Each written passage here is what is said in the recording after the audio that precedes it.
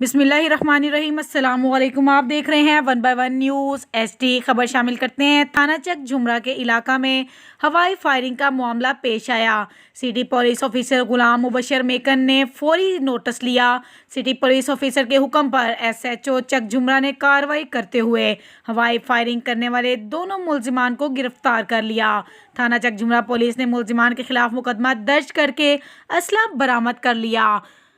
CPO Faisalabad का कहना है कि मुलजिमान जितने भी बासर क्यों ना हो, हवाई फायरिंग करना नाकाबिले बर्दाश्त जुर्म है। इनके खिलाफ कार्रवाइयाँ जारी रहेंगी। एक बार फिर आपको अपडेट कर रहे हैं थाना चक झुमरा के इलाके में जहां हवाई फायरिंग का मामला पेश आया। सिटी पुलिस ऑफिसर गुलाम मुबशर मेकन ने फौरी नोटिस लेते हुए दोनों मुलजिमान को गिरफ्तार कर लिया। थाना चक झुमरा पुलिस ने मुलजिमान के खिलाफ मुकदमा दर्ज करके असला बरामद कर लिया। मजीद खबरों से बाखबर रहने के लिए देखते रहिएगा चैनल 1 बाय 1 न्यूज़ HD।